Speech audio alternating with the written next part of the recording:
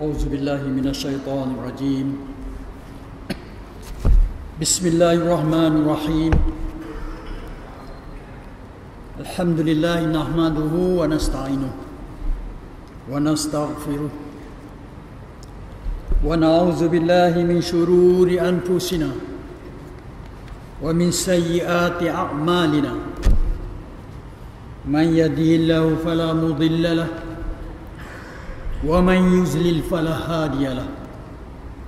أشهد أن لا إله إلا الله وحده لا شريك له ونشهد أن محمدا عبده ورسوله. أما بعد. السلام عليكم ورحمة الله وبركاته. Alhamdulillah, bertemu kita lagi pada malam ini.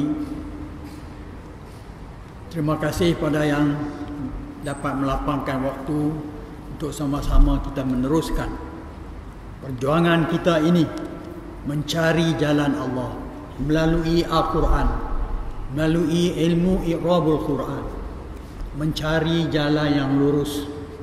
Kadang-kadang kita cari dan cari, tak jumpa ya. Sebab ada satu makhluk Allah yang akan menghalang kita supaya kita dipastikan tak dapat jalan yang lurus tu. Jadi syaitan ini ada di mana-mana, dan untuk mempelajari syaitan ini perlu ada ilmu. Kita tak boleh hanya tahu makna syaitan tapi kita tak faham. Maka di dalam kehidupan hari-hari ini banyak manusia tertipu dengan syaitan. Sebagaimana Allah selalu sebut, ya bani Adam, wahai anak-anak Adam, kita semua, la yaftinannakum syaitan, jangan syaitan sekali-kali menipu kamu. Ini satu amaran Allah. La yaftinanna, dia ada nun tasdik di belakang tu, nun sakhilah, menunjuk kekuatan ayat itu. Sekali-kali jangan syaitan menipu kamu. La yaftinannakum syaitanu kama akhraja abawaykum minal jannah. Bagaimana syaitan itu dapat mengeluarkan kedua ibu bapa kamu daripada syurga. Ini amaran Allah dalam surah Al-A'raf ayat 21 dan begitu juga ayat 22. Belajar untuk faham akuan. Ini yang dikatakan petunjuk Allah. Jaga diri kita daripada ditipu oleh syaitan. Istahwada alaihimu syaitan. Yang minggu sudah kita belajar. Syaitan telah menguasai mereka. Fa'ansahum zikrallah. Maka syaitan itu menjadikan mereka lupa kepada Allah. Ini lagi sekali amaran Allah. Banyak tempat tuan-tuan dan puan-puan. Tapi kita kadang-kadang tak kisah sangat buat syaitan ni. Bunyi perkataan syaitan tak ada arti bagi dia. Padahal syaitan adalah musuh kita yang paling dahsyat. Sebagaimana saya tu sebut, kalah CIA, FBI semua ni, kalah golongan mafia, mereka lagi dahsyat. Jadi selain pada menipu manusia, mereka juga merasuk manusia, mempercayai benda-benda karut, benda-benda khayalan, mengenepikan Allah, ajaran sesat. Semua ni kerja syaitan. Apabila disebut istahwadha alaihimu syaitan, sekadar saya mengulang kaji bagi mereka yang tak azam minggu sudah. Fa'ansahum zikrullah, maka syaitan itu menjadikan melupa kepada peringatan Allah, yakni apa yang Allah ajar kita, tunjuk kita di dalam Al-Quran.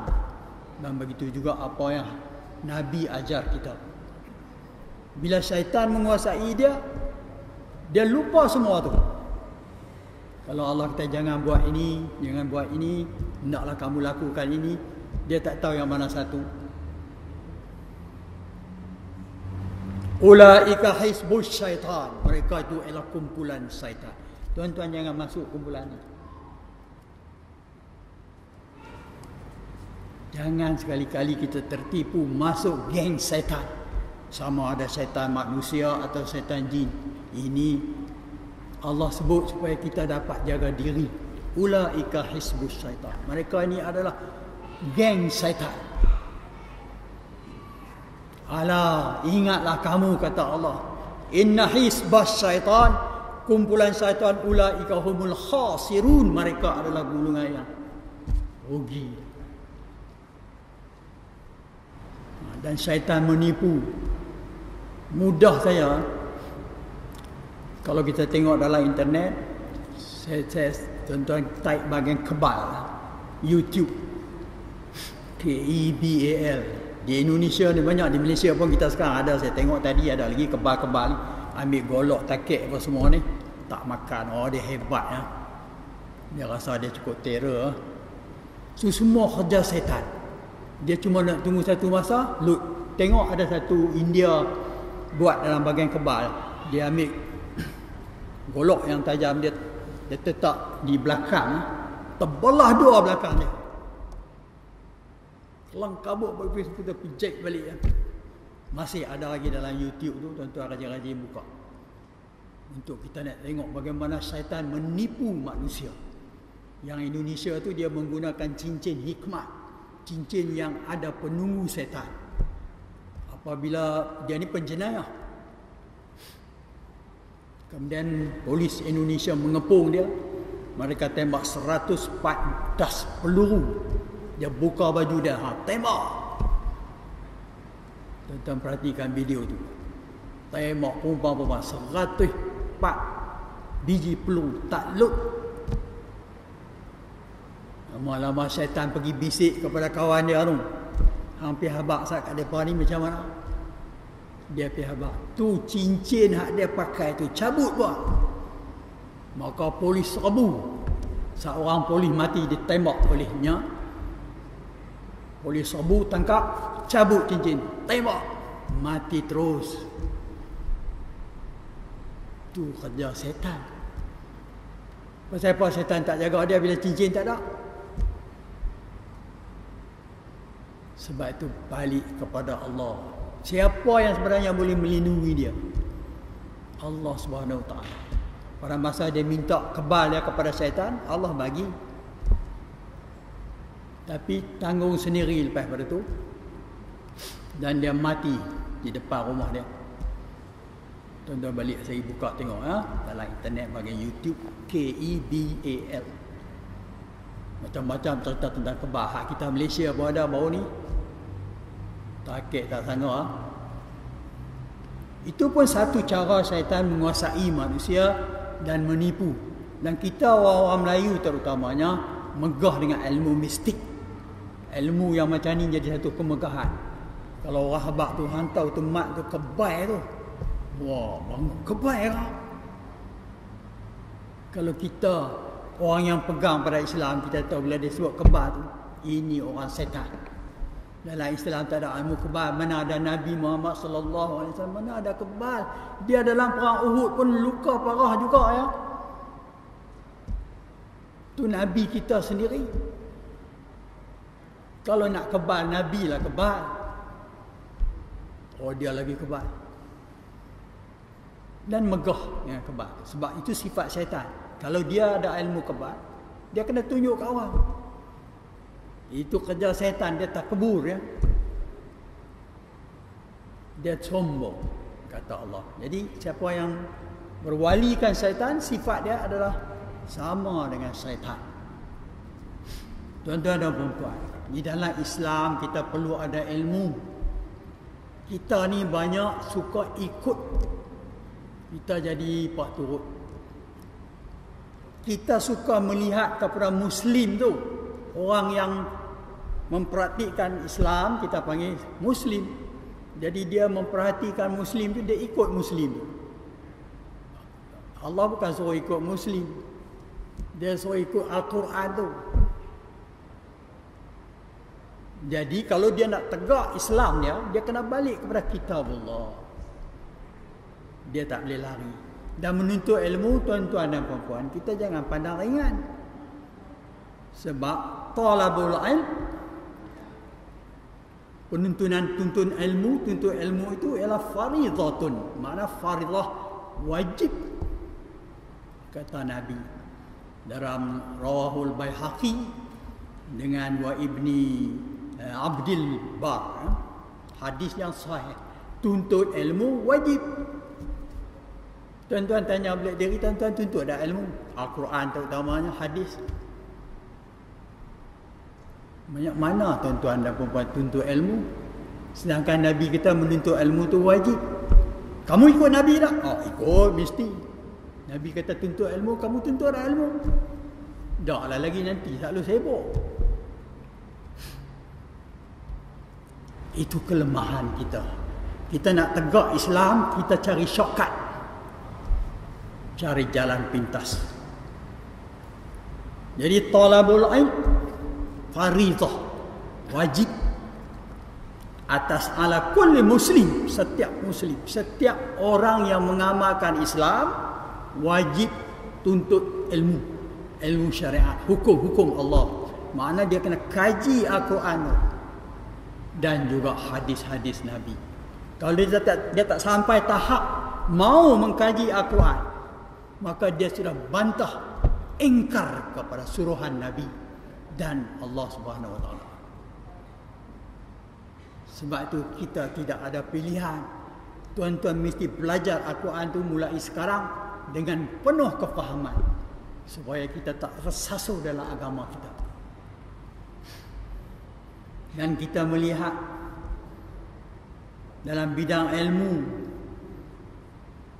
berbagai-bagai amalan dan kebajikan ditunjukkan oleh Allah untuk kita buat pilihan. Kalaulah kita tidak ada ilmu Al-Quran, macam mana kita nak buat pilihan? Maka kita akan cipta agama sendiri. Sedangkan inna dina indallah, tuan-tuan dengar selalu ayat inna din, sesungguhnya ad-din di sisi Allah, ad-din di sisi Allah Islam. Kalau agama yang di luar daripada sisi Allah bukan hak Allah, bukan Islam. Sebab itu kita nak panggil orang kafir nak meja bulat, nak mesyuarat. Mesyuarat apa? Mereka bukan Islam. Dia nak tegak agama. Oh, agama kita, agama you serupa lah. Kita satu Tuhan. Porah, tarak ya.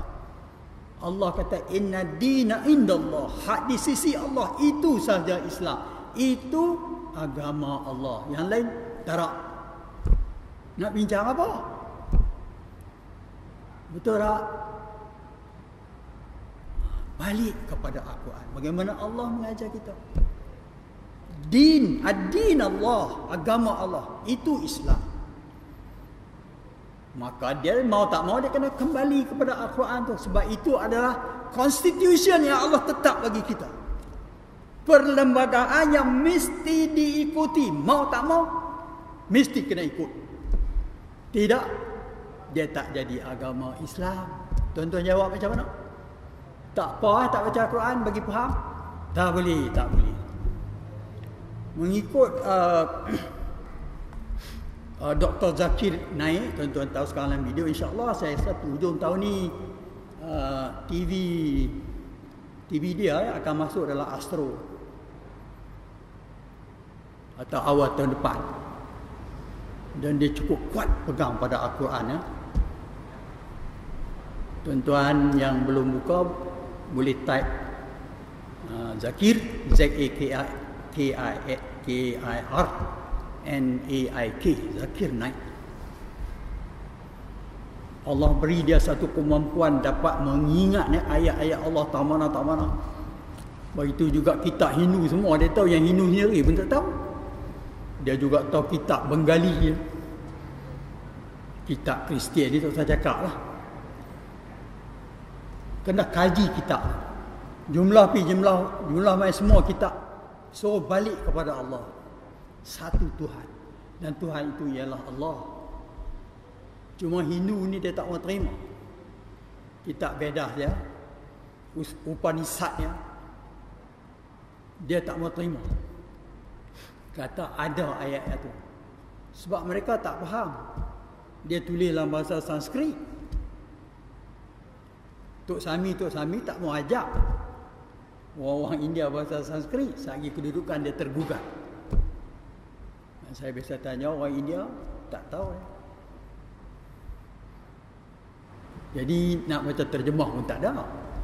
Kita sekurang-kurangnya baca terjemah tu okey jugalah. Daripada dia tak faham langsung.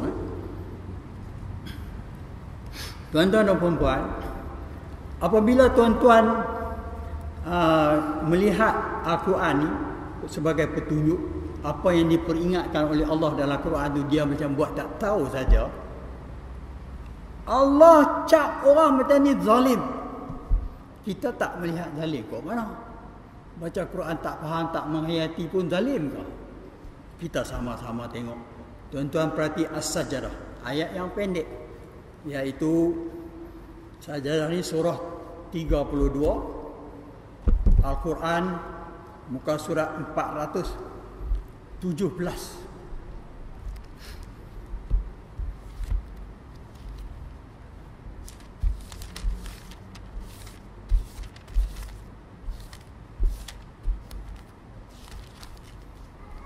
Ayatnya ialah 22. Ayat 22. Tuan-tuan dengar surah Sajdah ni dibaca pada hari Jumaat ya. Tuan-tuan perhati tak betul-betul ayat ini. Waman azlamu, tak ada siapa dah yang paling zalim. Azlam tu dia tafdhil, isim tafdhil. Big, bigger, biggest. Paling zalim. Tak ada siapa, kata Allah, waman azlamu mimman zukkira. Apabila diperingatkan bi ayati rabbih, dengan ayat-ayat Tuhannya. Ni Al-Quran ni kita ingat pada ni ayat ni bahawa makna Allah suruh buat apa-apa semua. A'radha, dia berpaling buat tak tahu lah. Macam tak ada apa-apa pun Quran tu. Ini Allah kata orang ni cukup zalim. Zalim pada diri dia sendiri, bukan zalim pada Allah. Allah tak heran kamu zalim pada Allah, tak ada masalah. Dapat tak?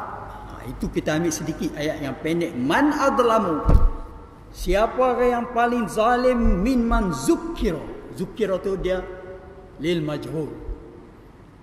Zakara jadi zukkira. Majhul dia dhammah di depan, belum akhir ada kasrah. Makna diperingatkan bi ayati, dengan ayat-ayat. Ada alif panjang atau alif 2 harakat tu, jamak muannas salim. Jamak, dia bukan satu ayat, banyak ayat-ayat Allah disebut Rabbihi, Tuhannya, diperingatkan ayat-ayat Tuhannya kepada dia. Masalah yang timbul pada kita, dia tidak jadi peringatan sebab kita tidak baca sebagai sesuatu yang boleh dijadikan peringatan, yang boleh dijadikan sesuatu yang dapat diperingatkan. Dia hanya membaca dan membaca. Boleh tak jadi diperingatkan? Yang ni yang Allah sebut sebagai waman adlamu. Tak ada orang yang paling zalim. Sedangkan Al-Quran ni peringatan. Tapi kita tak jadikan peringatan, kita jadikan bacaan. Orang ni bila diperingatkan ayat-ayat Tuhannya, summa a'radha, kemudian dia berpaling, buat tak tahu. A'radha artinya berpaling. Berpaling maksud dia tak peduli ya. Dapat tak? Ini sudah menjadi kezaliman di sisi Allah. Macam kita kata sombong jugalah. Dah hang baca apa hang buat tak tahu pula dah tu. Baik tu saya baca. Sekurang-kurang tak apa lah juga kan dia tak baca. Macam mana ustaz ni, kita satu huruf dapat pahala 2 huruf 10, 2 huruf 20. Alif lam mim. Kalau tuan-tuan baca lagi apa yang hadis Nabi sebut, dia bukan maksud baca dan faham dan amal, tapi disebut baca pada ayat tu.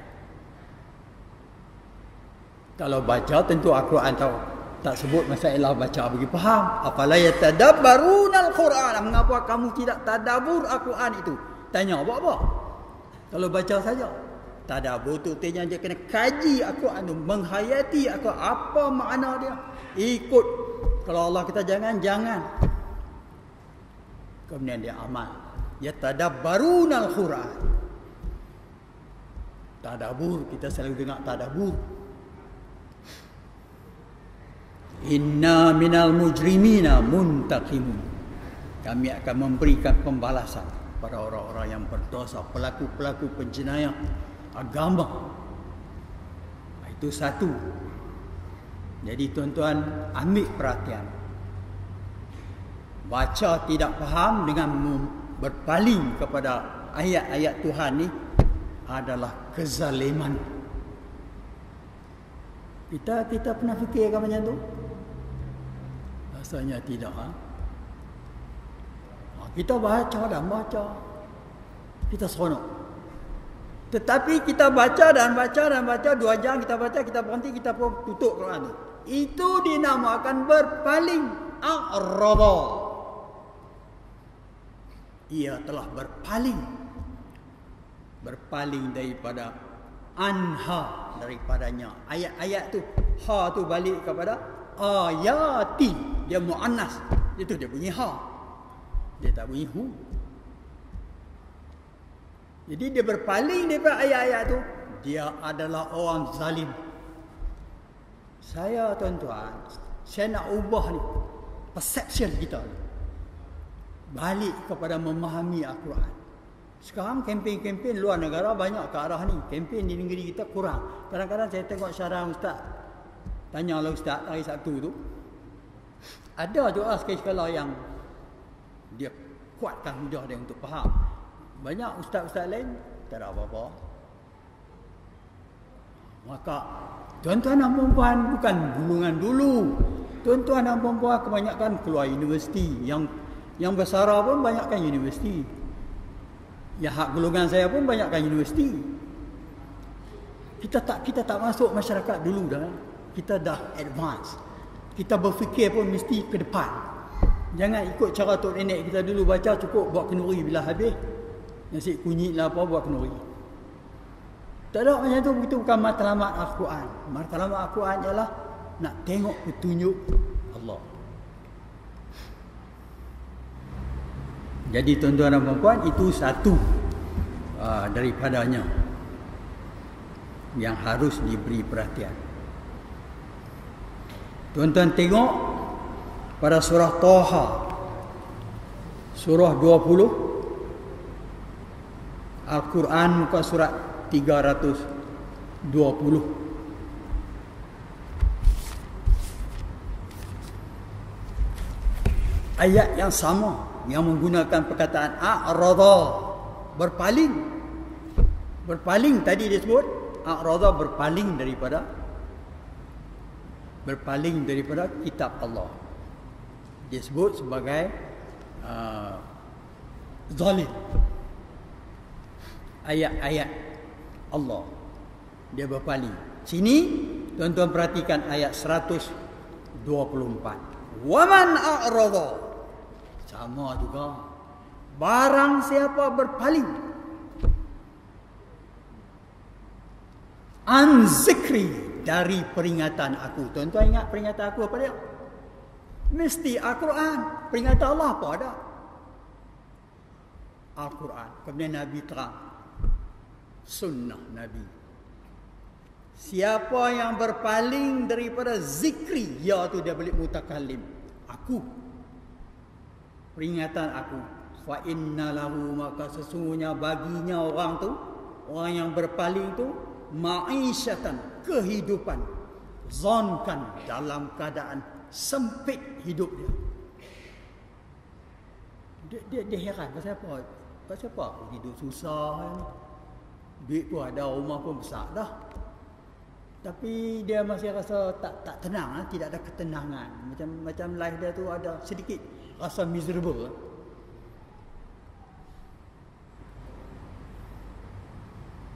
Kata Allah, wa nahsyuruhu, kami himpun mereka semuanya yaumal qiyamah, pada hari kiamat, a'ma, dalam keadaan buta. Pasal di dunia dia buta. Ada Al-Quran, ada petunjuk Allah, dia buat tak tahu. Maka di akhirat Allah bagi dia duduk dalam keadaan buta juga. Bila kita dengar Al-Quran macam ni, kita tentu rasa takut. Kita kena ubah.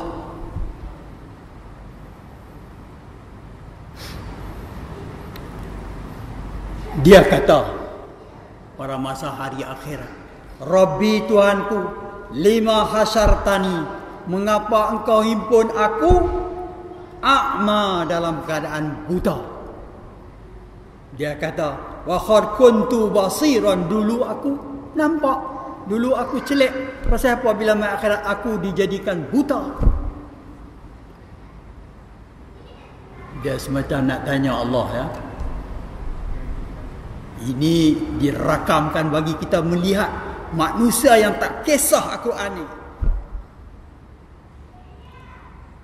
Baca dan baca dan baca. Tajwid dan tajwid dan tajwid. Berapa lama belajar tajwid ni? 20 tahun. Oi, tidak. Faham ke semua tu? Tak lah. Tuan-tuan, saya tak kata belajar tajwid tak bagus.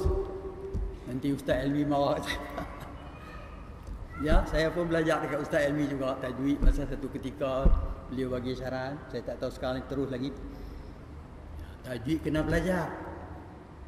Saya belajar kat Ustaz Yusuf, dia petani. Pak Lah pun ada juga sikit. Faisal pun ada. Wahab pun ada. Banyak guru tajwid saya, 5 orang. Tapi saya tak pandai lah tajwid tu, boleh lah. Jadi wa nasyuruhu, dan kami himpunnya pada hari kiamat, yaumal qiyamah, dalam keadaan a'ma, dia buta. Kemudian dia tanya, qala rabbi, Tuhanku, lima hasyartani, mengapa engkau himpun aku a'ma, dalam keadaan buta. Wa qad kuntu basira, dulu aku celik. Ini yang Allah kata zalim ni. Tak ada orang yang zalim. Dia baca ayat-ayat Allah, dia berpaling, buat tak tahu. Jadi hari akhirat Allah bagi dia buta. Jadi dia komplain lah. Awak bagi aku buta, dulu aku celik. Qala, kata Allah, kazalika, demikian itu, atatka, aku beri kepada kamu, aku datangkan kepada kamu ayat-ayat kami. Ataka ayatuna, ayat-ayat kami. Fanasita, engkau tak tu. Fanasita, ha, balik ha juga, ayat-ayat, sebab dia muannas. Maka kamu buat-buat lupa ayat-ayat tu, buat-buat tak tahu. Kita kan tadi kita buat keluar ayat yang sama juga, istahwada alaihimus syaitan fa ansahum zikrullah, maka mereka lupa pada peringatan Allah. Sebab itu Allah kata, kazalika atatka, demikian aku beri, aku datangkan ayat-ayat kami, ayatuna fanasitaha, perkataan nasiya, lupa, disebut lagi sekali. Maka kamu buat-buat lupa ayat tu. Istawada alaihimu syaitan fa ansahum, ansa, syaitan telah jadi mereka lupa. Kita tengok Al-Quran, dia selalu main kataan yang sama. Sebab itu Allah kata, hampa cari tahu mana ada yang boleh jadi belaga ayat-ayat Allah ni. Kataan pun tak berubah sangat. Yang ni bunyi begitu, yang ni bunyi sama. Kalau kita nak tahu Al-Quran.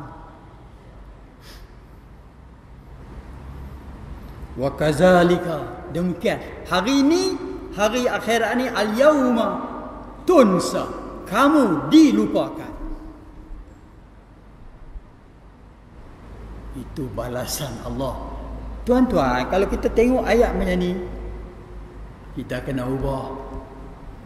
Apa yang kita amal selama ni, membaca dan membaca Al-Quran, kena ubah. Tak tahu berapa puluh kali dah saya kata, tuan-tuan pada marah kat sana, ustaz ni tak ada kerja lain, duduk kata tu. Tuan-tuan baca Al-Fatihah sehari 17 kali, duduk kata tu juga. Tak ubah lah. Memang ayat-ayat Allah kita keep on repeating, dengan banyak mengulang-ulang, dengan harapan kita boleh berubah. Tukar cara kita menjadi seorang Muslim. Islam menyerah diri pada Allah. Islam artinya penyerahan diri pada Allah. Kalau kita menyerah diri pada Allah, mesti kembali kepada hukum-hukum yang Allah tetapkan. Ikut perintah Allah. Kalau kita nak ikut hukum dan perintah Allah, mesti Al-Quran lain tak ada. Tuan-tuan tak ada reka kitab lain. Tak boleh pakai. Jadi senang saja Islam ni. Cuma dia tak mau balik kepada kitabullah.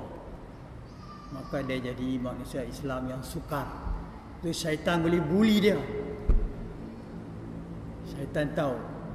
Kita tengok setengah orang dalam perubatan Islam yang saya alami, apabila kawan tu dirasuk oleh syaitan.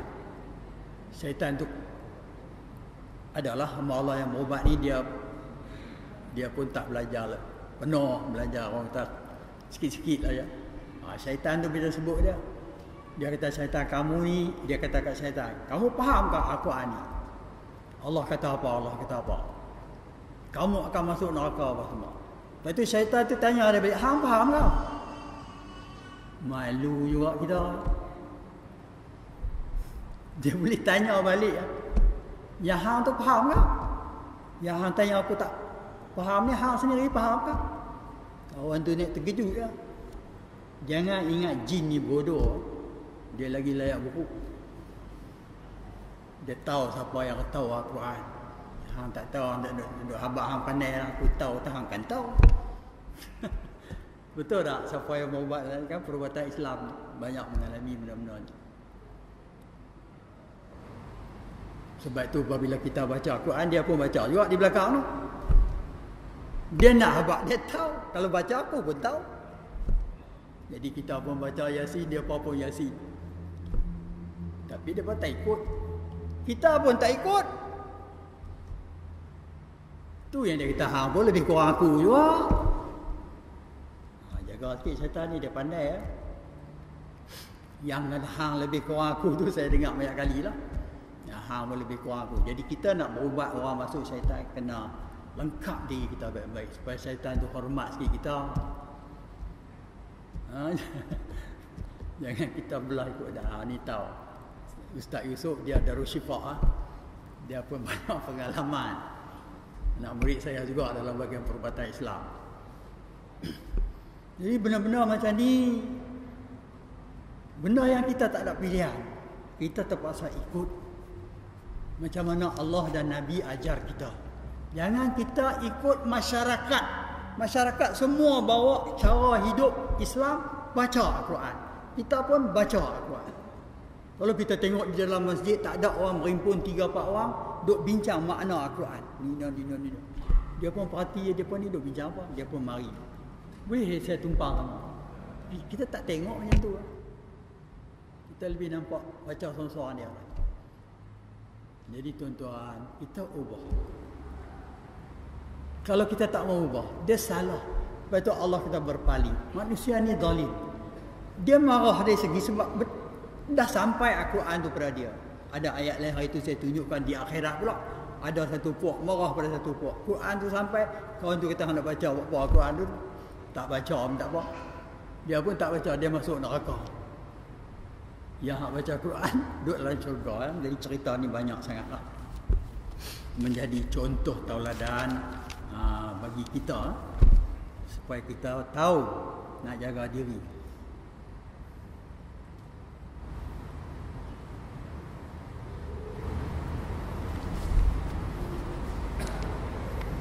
Tuan-tuan dan puan-puan, tengok lagi sekali surah As-Sajdah juga, sebab dah kita sekarang masuk As-Sajdah.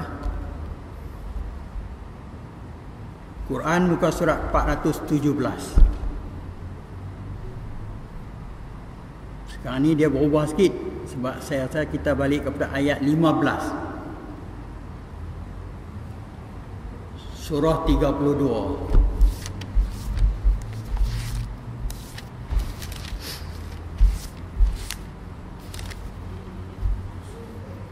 As-Sajdah ayat 15.